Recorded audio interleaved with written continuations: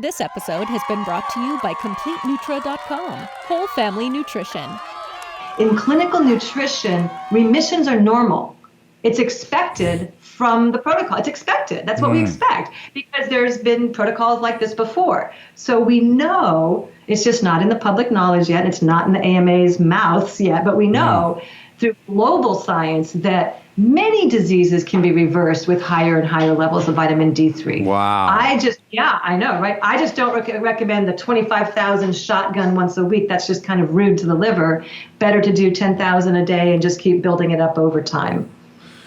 You know, you helped because we had the vitamin D3 K2 in Complete Nutra, and you helped us come up with the name, that's why we called it Essential 6, is because there's 6 foundational main areas, big areas that it helps your body with. Now, when I was researching more of this, one of the reasons, a couple things that it does, you can correct me if I'm wrong, is the D3 and the K2, you said it helps your heart and it helps your bones. And so one of the things that I'm learning is what it does is it helps your blood flow better because it takes the calcium out of your arteries and puts it into your bones. It into your bones. Transports it and makes the calcium go where it's supposed to go, because without that, what we do is we get tough, stiffened arteries. So because the calcium, it goes on the walls of the artery, and that's what actually causes the hardening. It also goes to the kidneys and makes kidney stones. So we get more elastic arteries. Yes.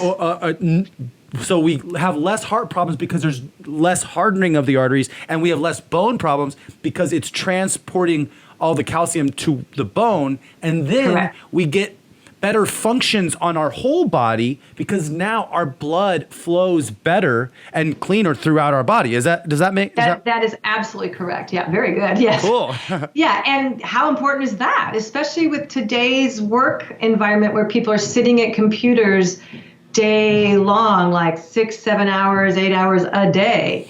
That is a recipe for stagnant blood. That is one of the biggest things is stagnant lymph, stagnant blood. That's and if why you the acidic moving is really, or non-moving. What is it? Sedentary, yeah. Sedentary. Too still for too long is a terrible thing for the body. That's another thing that you have to look at foundationally. So we said in the beginning, we have a symbiotic relationship with sunlight. That is our design. We are in the light. It gives us vitamin D. Everything works great after that.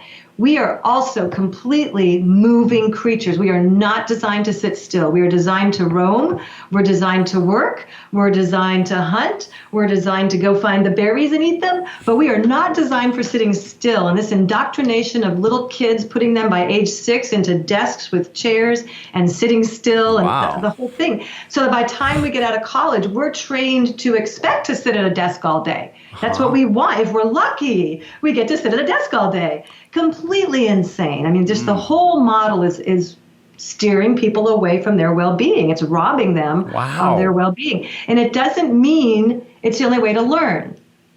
Before a chair was ever invented, how did young children in that hunting-gathering tribe learn? The elders taught them. That's all. So we've got this huge thing. And they sat on the floor and they had more flexibility. Yeah, they sat on rocks, they sat cross-legged on the floor, whatever.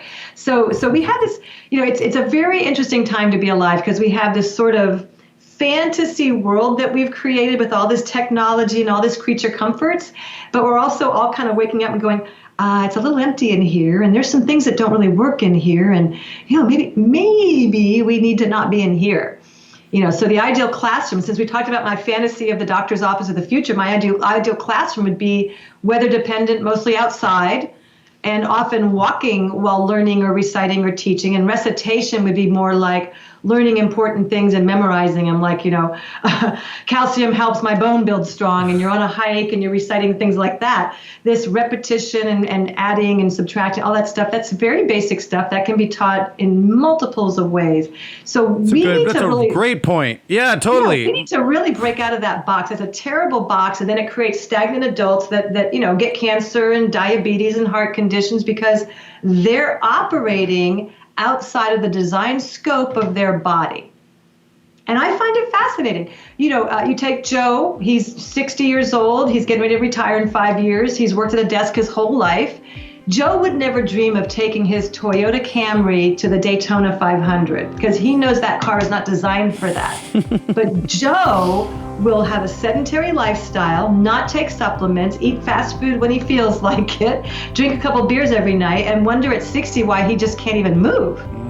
And it's because we're dishonoring the design scope. And I think that a proper physician needs to know the design scope, needs to teach the design scope, and needs to model it in their own lifestyle. Thank you for joining us for the Healthy and Family Show.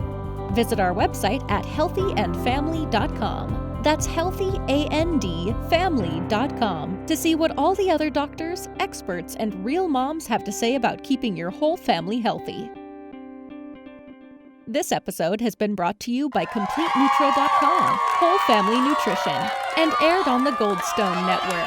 People, Planet, Future.